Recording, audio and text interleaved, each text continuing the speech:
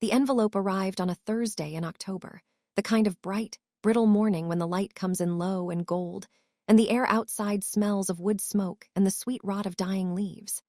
Claire Henderson was 29 years old, standing in her kitchen in a threadbare college t-shirt, waiting for the coffee maker to finish its last gurgling breath, when she heard the mail slot clatter. She almost didn't bother checking it that day. She almost let it sit on the mat until evening. That single ordinary decision, to bend down, to gather the mail, to flip past the electric bill and the furniture catalog, would end up dividing her life into a before and an after, though she wouldn't understand that until she was standing at the counter with the third page trembling faintly in her hand. The envelope itself announced its own self-importance. Thick cream stock, the kind that costs extra per ream. A return address embossed in raised navy lettering, Whitmore and Associates, Estate Planning and Family Law. Her name below it not Claire, but Clara Elizabeth Henderson *, the name on her birth certificate, the name only used by people who wanted to remind her she belonged to them before she belonged to herself. Inside was a cover letter, and stapled behind it, 12 pages. She had not spoken to her parents in 2 years, 3 months, and 16 days. She knew the number the way a body remembers an old injury, not because she counted, but because some nights it simply announced itself, unprompted, a phantom ache behind the sternum. She read the first page standing up, one hip braced against the counter. She read the second page slower, frowning, certain she had misunderstood the language, the cold, formal cadence of it. By the third page, something in her chest cracked open, and what came out was not a sob. It was laughter, a short bark of it, involuntary, almost violent. By the fifth page, she was laughing so hard she had to lower herself into a kitchen chair, one hand flat on the table, the other pressed to her ribs, tears streaking down into the collar of her shirt. The document was an invoice, a formal, itemized demand that Claire repay her parents $47,312 for the cost of raising her from birth to the age of 18. She would later be able to recite it from memory, the way you remember the exact wording of an insult long after you've forgotten what led to it. Diapers, formula, pediatric visits, school supplies, a prorated share of the mortgage, calculated, the letter specified, with a straight face, based on the square footage of her childhood bedroom divided by the number of years she'd occupied it. Extracurricular fees, groceries, apportioned by household headcount. The number sat at the bottom of the final page in bold, like a receipt at the end of a very long, very cruel dinner. She thought absurdly of the diapers. Someone, Jonathan Whitmore, attorney at law, or more likely some paralegal following her mother's dictation, had sat down and itemized diapers. Itemized, she thought, and started laughing again. To understand why Claire laughed instead of screaming, you would have needed to have grown up in the Henderson house, a 4-bedroom colonial in a suburb outside Philadelphia, white shutters, a 2-car garage, a backyard fenced in painted wood, a lawn cut into such precise stripes that the neighbors used it as a kind of moral reference point. Appearances mattered * was not a phrase anyone in the family ever said aloud. It didn't need saying. It hummed under everything, a low electrical current running beneath the polished floors. Robert Henderson sold pharmaceuticals to regional hospital networks and wore his sales voice at the dinner table the way other men wear a tie they can't wait to loosen. Diane worked mornings at a dental office, came home smelling faintly of antiseptic and hand lotion, and ran the household with the exacting cheer of someone auditioning for a role she'd already been cast in decades ago. They had 2 children. Only one of them, from the earliest days Claire could remember, was allowed to be the point of the story. Jason was 2 years older, built like their father, easy in his body in a way Claire never quite managed to be. He played football. He drank in the attention the way other kids drank juice, without noticing it was there. Robert called him my legacy. Diane called him my pride and joy, and she said it often enough in front of enough people that it stopped sounding like a compliment and started sounding like a title. Claire was the other one, the backup, the child who existed, mostly, to give Jason something to be better than. She could trace the pattern back to 5th grade, to the district spelling bee, to the moment she came home clutching a small trophy and a certificate with her name typed in a serif font she'd thought, at 10 years old, was the most beautiful font in the world. Second place. She had missed first by a single word, bureaucracy. She'd added an extra asterisk R asterisk. And she had cried about it in the school bathroom for exactly 4 minutes before deciding that second place out of 30 schools was still something worth being proud of. She carried that pride home like a lit candle cupped in both hands, careful not to let it gutter out in the car. Her parents were hosting a dinner party that night. She found her father in the kitchen refilling a bowl of mixed nuts. "Dad, look." He glanced down at the trophy, then back at the tray in his hands. "Why didn't you get first?" That was the whole exchange. Her mother, passing through with a stack of cocktail napkins, offered a distracted, "That's nice, honey," and did not so much as slow her pace toward the dining room. The trophy went into a box in the garage sometime that winter, filed away next to Christmas ornaments and old paint cans, and Claire never saw it again. That same year, Jason made the middle school football team, not varsity, not even a real team so much as an intramural league with borrowed jerseys, and the house transformed. There was a cake. It said future champion in blue icing, the letters slightly crooked where the bakery had clearly rushed the order. Neighbors were invited. Claire sat at the far end of the dining table, ate her slice of cake in a silence nobody noticed, and watched her father clap Jason on the shoulder 4 separate times over the course of the evening, each clap landing like punctuation on a sentence about a son's bright future. By high school, the choreography of favoritism had become so practiced it barely required thought. Claire joined the debate team and turned out, to her own quiet surprise, to be good at it, genuinely good, the kind of good that made grown judges lean forward in their folding chairs. She won 3 regional tournaments junior year. Her parents did not attend a single one. "It's not really a sport," her mother said once, folding laundry, not even looking up. Jason played varsity football, and Robert and Diane didn't miss a single Friday night. They bought Booster Club sweatshirts. They tailgated in the parking lot with a folding table and a cooler of soda, waving at other parents like they were hosting a permanent open house. When the state debate finals landed on the same weekend as Jason's homecoming game, there was no discussion, no real weighing of options. Diane simply said, gently, as if explaining something to a much younger child, that it was homecoming, and surely Claire understood. Claire took the bus. 2.5 hours each way, a granola bar for lunch, her opening statement mouthed silently against the window glass the whole ride there. She won. First place out of 41 schools. She called home from the school lobby, phone pressed so hard to her ear it left a mark, breathless with the kind of joy she hadn't let herself feel in years. "That's great, sweetheart," her father said, and she could hear the game on in the background, could hear her mother's voice somewhere behind him. "Hey, did you remember to take the chicken out of the freezer before you left? For dinner tomorrow?" She had not remembered. She apologized.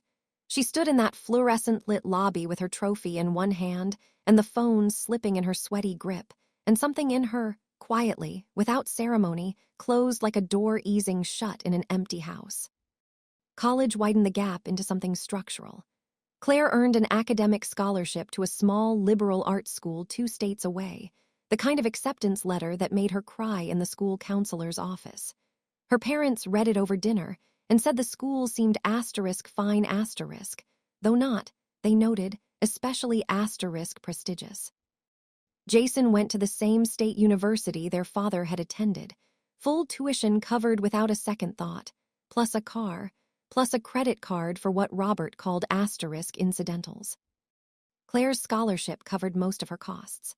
For the rest, room, board, books, her parents offered $3,000 a semester and made it clear, in the specific bloodless tone reserved for financial conversations, that whatever remained was hers to solve. She worked 20 hours a week reshelving books in the campus library, her hands perpetually smelling of old paper and hand sanitizer. She took out loans she didn't fully understand the terms of until years later. She graduated with a 3.7 GPA and $31,000 in debt. Jason graduated with none. At Claire's graduation, her parents arrived 40 minutes late, missed her name being called, and left before the reception had properly started, citing the drive home and Robert's early meeting. At Jason's graduation, 6 months earlier, they'd rented a tent for the backyard. There had been catering. There had been a banner professionally printed, not hand-lettered, that read CONGRATULATIONS, Jason in navy and gold, the university's colors. Claire moved to Boston after graduation and took a job as a program coordinator for a nonprofit that ran after-school arts programs for kids in underserved neighborhoods. The pay was modest enough that she budgeted grocery trips around whatever was on sale. The work, though, felt like the first true thing she'd built with her own hands. Her parents called it noble, in the tone people use for things they secretly consider a waste of a good education, and suggested, more than once, that she look into something more practical asterisk. Business. Finance. Something with a title her father could say out loud at a dinner party. She ignored them. She found a walk-up apartment near the train line with water stains on the ceiling and good light in the afternoons. She adopted a gray tabby cat from a shelter and named him Toast. She built a small, sturdy circle of friends who remembered her birthday without being told.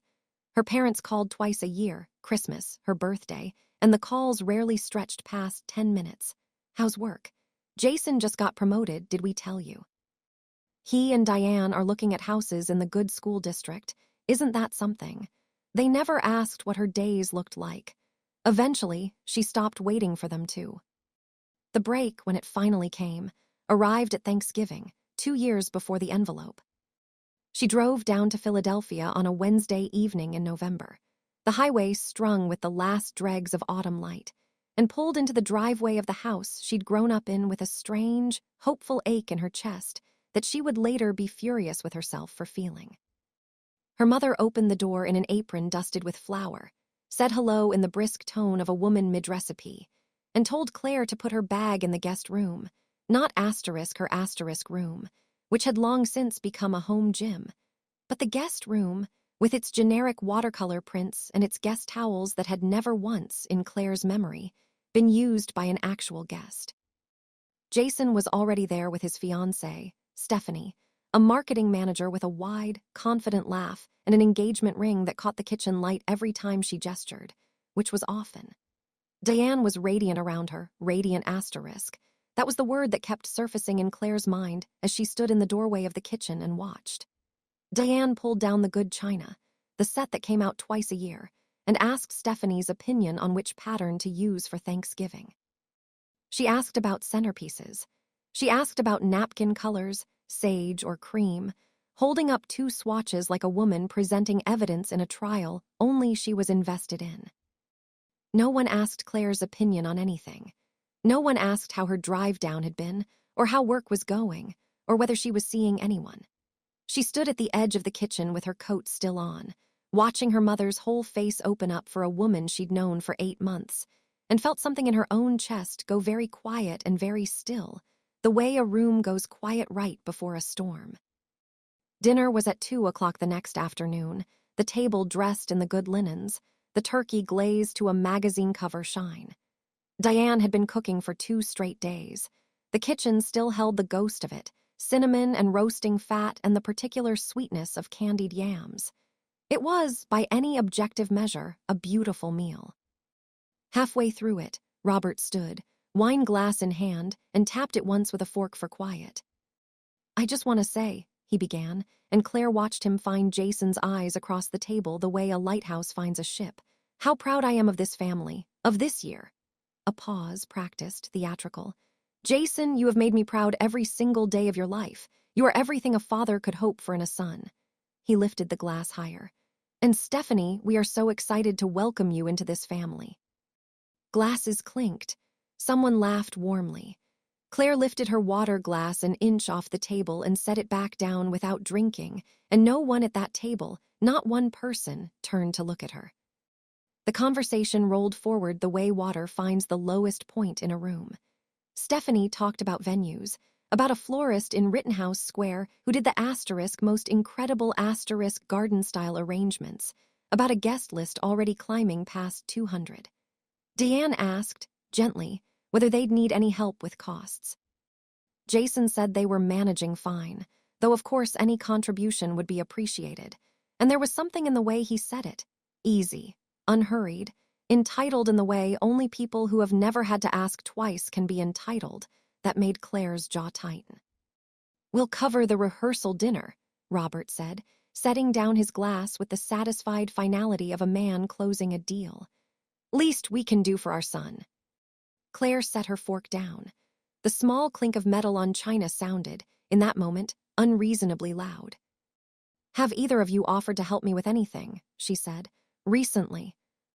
The table went still in the particular way a room goes still when someone has said a true thing out loud at the wrong volume. Diane blinked. "What do you mean, honey?" "I have $31,000 in student loans." Claire kept her voice level, which took more effort than anyone at that table would ever know. "I asked for help 2 years ago when I was drowning in the payments. You told me it was my responsibility." She looked at her father. "Why is Jason's wedding your responsibility and my education wasn't?" "That's different," Robert said. "How?" "Jason worked hard. He earned our support." Something hot moved up Claire's throat. "And working 20 hours a week at a library while carrying a 3.7 GPA, that wasn't hard work." "You're being ungrateful," Diane said, and her voice had gone thin and sharp, the voice she used on telemarketers and unruly waitstaff. "After everything we've done for you." "What have you done?" Claire's laugh came out short, disbelieving. "What specifically have you done?" "We raised you." Diane's hands had come up off the table, palms spread, as if presenting an obvious fact to a child who refused to see it. "We clothed you. We fed you. We put a roof over your head. You owe us respect." "Respect is earned." Claire's voice did not rise. If anything, it dropped, went very cold and very clear. "It's not owed." Robert stood so fast his chair scraped hard against the hardwood. "If you cannot be civil in this house," he said, "then you are not welcome in it." Claire looked around the table once, at her mother's flushed, offended face, at her father standing with his napkins still in one fist, at Jason staring fixedly at his plate, at Stephanie's wide, uncomfortable eyes darting between all of them, and understood, with a clarity that felt almost peaceful, that she had spent 29 years waiting for a door that had never actually been open. She stood. She picked up her purse from the back of the chair. She did not slam the front door on her way out, though some small, furious part of her wanted to. She closed it with exaggerated, deliberate softness, the kind of quiet that says more than noise ever could. She sat in her car in the driveway for 11 minutes before she trusted her hands enough to drive. Somewhere on I-95, just past the Delaware line, she pulled off at a rest stop, opened her contacts, and deleted both of their numbers, one after the other, watching each name disappear from the screen like something finally being put down. 2 years passed in the particular silence of people who have decided, without announcing it, that the silence is permanent. Claire heard nothing from her parents, nothing from Jason. She assumed, in the detached way you assume things about people who no longer feature in your daily life, that they had moved on. Folded her absence into their story, the way you fold a bad quarter into an annual report, and forget about it. She had moved on, too, more than moved on. She'd built something. She paid the loans down month by grinding month. She got promoted at the nonprofit, then promoted again. She started seeing a man named David who remembered small things, how she took her coffee, that she hated when people chewed with their mouths open, the exact date of her dead grandmother's birthday because she'd mentioned it once, in passing, a year earlier. She went to therapy on Tuesday evenings and spent months, quietly and without drama, taking apart the architecture of her own invisibility, board by board, until she understood which parts of it had never been about her at all. She was, for the first time in longer than she could comfortably admit, happy. And then the envelope arrived. She read the 12 pages 3 times, standing at the kitchen counter, certain each time that she must be misreading it, that no cover letter could actually contain the sentence retained to recover funds owed to them by their daughter asterisk, and mean it in earnest. But it did mean it. Whitmore and Associates had itemized her childhood like a hotel bill. Diapers. Formula. A prorated slice of the mortgage assigned specifically to the square footage of her old bedroom. 60 days to comply, the letter warned, or further legal action would follow. Jonathan Whitmore, attorney at law, had signed it in blue ink at the bottom, the signature slightly too large, the way men sign things they want to seem important. She sat down at her kitchen table and laughed until her ribs hurt, laughed the particular helpless laugh of someone confronted with an absurdity too large for any other reaction to hold it. She laughed because these were the same parents who had funded Jason's tuition in full, bought him a car, handed him a credit card, and offered to bankroll a 200-person wedding without blinking, and were now billing her, itemized to the diaper, for the basic architecture of a childhood. She called Maya, her closest friend since their first week of college, and Maya arrived within the hour still in her work blazer, read all 12 pages in silence at the kitchen table, and looked up with an expression somewhere between horror and disbelief. This can't be real. It's real. This is unhinged, Claire. It's exactly what I should have expected. Claire said it evenly, and was a little surprised to find she meant it. So what are you going to do? I'm going to call a lawyer, Claire said. Not to pay it, to answer it. Rebecca Torres had a downtown office with good light and a wall of framed reviews, and a reputation, Claire had read online, for being unshakable in rooms full of people trying very hard to shake her. She read the document twice, unhurried, her pen tapping a slow, thoughtful rhythm against a legal pad. I've seen some strange things practicing family law, she said finally, sliding the papers back across the desk. This is a new one, she looked up. It's legally baseless for what it's worth. Parents can't invoice their adult children for the cost of raising them. There's no contract there, no debt, nothing a court would ever enforce. Do they know that? Probably not. A faint, dry smile. This isn't really about money, Claire. This is a letter meant to frighten you into a conversation you've been refusing to have. What outcome do you want? Claire didn't hesitate. I want it to be very clear that it didn't work. Rebecca's smile sharpened into something almost pleased. I can do that. The response Rebecca drafted was 2 pages, professional in tone and utterly merciless in substance.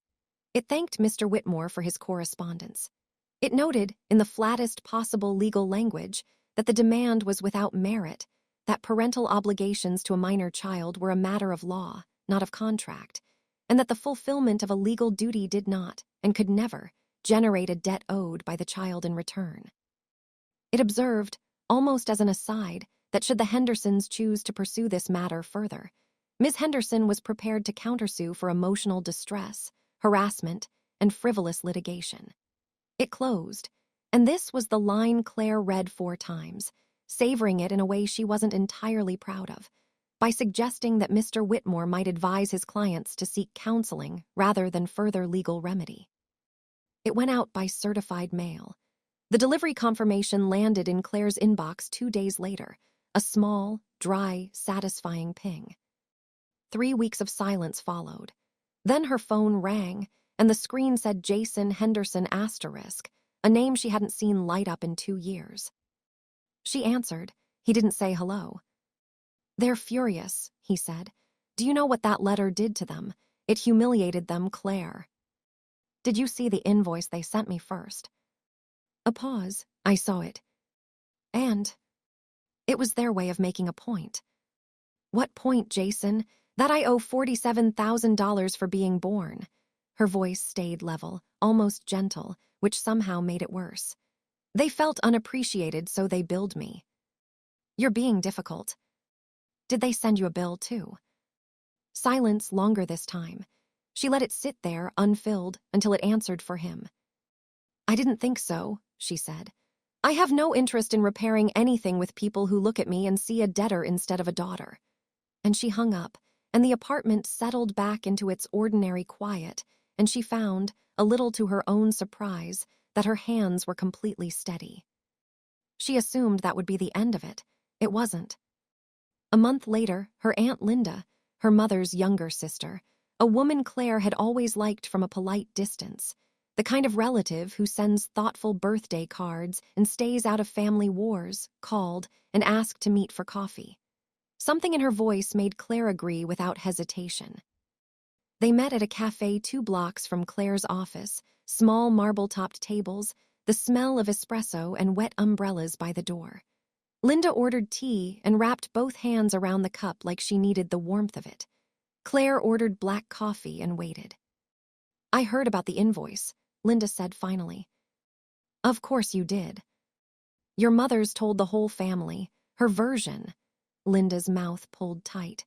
"She's playing the victim, Claire, says you rejected all of them, says you refused to acknowledge everything they sacrificed. And what do you think?" Linda exhaled slowly, like she'd been holding that breath for years. "I think Diane has been blind to how she treats you since you were small. I've watched it happen for 2 decades. I tried to say something once at a Christmas dinner maybe 15 years ago." A humorless laugh. "She didn't speak to me for 6 months after that." Her eyes met Claire's, glassy now. "I should have done more, I'm sorry." Then she reached into her bag and drew out a plain envelope, worn soft at the corners as though it had traveled through many hands before this one, and set it on the table between them like something fragile. "This is from your grandmother," she said. "From Alina, Diane's mother. She passed 4 years ago, you remember." Claire nodded, throat suddenly tight. "She left this with me, instructions to give it to you when the time was right." Linda's fingers rested on the envelope a moment longer before she slid it across the marble. "I think the time is now." Inside was a letter, handwritten on cream stationery gone slightly soft at the folds, the handwriting shaky but unmistakably deliberate, dated 3 months before Alina Marsh had died. It began with an apology. Her grandmother had written that she'd watched Diane favor Jason and diminish Claire for years, watched it at holidays, at birthdays, in the small, unremarked cruelties that never look like cruelty from the outside. She'd tried more than once to say something, and Diane had never once listened. She was leaving something for Claire in her will, the letter explained, but Diane would be the executor, and Alina feared, with a bluntness Claire hadn't expected from a woman she remembered mostly as soft-spoken and gentle, that Diane simply would not honor it. So she had given the envelope to Linda instead, with instructions to deliver it only when Claire truly needed it, when the separation, whatever form it eventually took, was complete. The letter ended. "You deserved better than the family you were born into. I have always been proud of you." Claire unfolded the second sheet of paper tucked behind the letter. It was a check, dated the week before her grandmother's death, made out to Claire Elizabeth Henderson. $50,000. She stared at it long enough that the numbers began to blur and refocus. "This has been sitting for 4 years. In an escrow account my attorney managed." Linda said, "It's still good. It's yours." A pause. "I waited because the letter said to wait until you'd truly separated from them. The invoice made that unmistakable, didn't it?" Claire folded the check back into its envelope with hands that were, for once, not entirely steady. "Thank you," she said, and then quieter, "She really left this for me." "She loved you," Linda said, "more than you probably ever knew." "I think I did know," Claire said. "I just didn't know how much." She deposited the check the next morning. She paid off the remaining $17,000 of her student loans in a single transaction that felt, absurdly, like exhaling after years of holding her breath. She put $20,000 into savings. With what remained, she funded a scholarship at her college for first-generation students studying social work, and named it without hesitation the Alina Marsh Scholarship. She told no one in her family. She told Maya. She told Rebecca. The 3 of them went to dinner at a small Italian place with white tablecloths and candles burned down low in old wine bottles, and ordered too much wine and too much pasta, and Claire laughed. A real laugh this time, not the disbelieving bark from the kitchen table, and felt, for the first time in longer than she could remember, entirely, weightlessly light. 2 months later, Jason called again. He said their parents wanted to talk, wanted to apologize. "Did they actually use that word?" Claire asked. "Apologize?" A pause that told her everything. "They want to explain their side." "That's not the same thing." "They're family, Claire." "Family isn't an obligation," she said, and she was surprised by how calm it came out, how little heat was left in it. "It's something people build out of love and respect. They never built either one with me." A breath. "I'm done, Jason." You're being selfish. I'm being healthy, she said, and hung up and blocked the number before she could second-guess it. She never heard from him again. Spring arrived slowly, and then all at once, the way it does in cities. Claire earned another promotion, began leading a small team, moved into a bigger apartment with enough space for a proper home office, and eventually, a second cat, a black-and-white rescue named Marmalade who took an instant, inexplicable liking to Toast and spent his first week trailing the older cat from room to room like a devoted apprentice.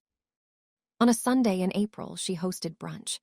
The table was a cheerful mismatch of second-hand plates and brightly colored napkins David had picked out without being asked, the windows thrown open to a breeze that carried the sweet, green smell of the flowering trees along her street.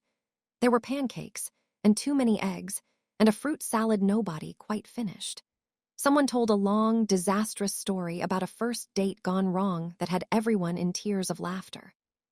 Someone else passed a phone around, showing photos from a trip to the coast.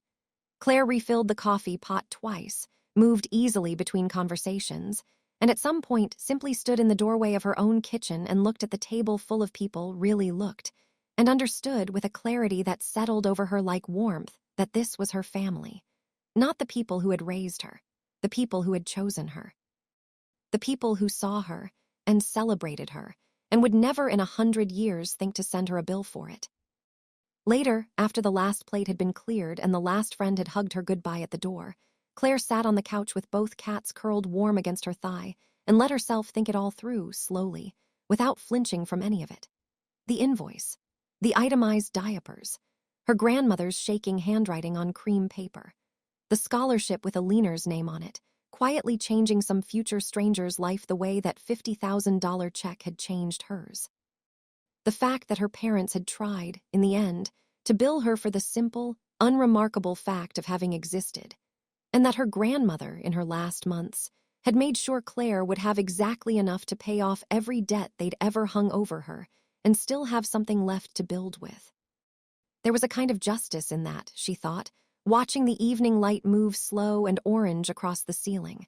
Not the kind you find in a courtroom. The other kind, quieter and much older and entirely its own. She never spoke to her parents again. She never needed to. She had built, board by careful board, everything she had ever actually needed, and in the end, she owed them nothing at all.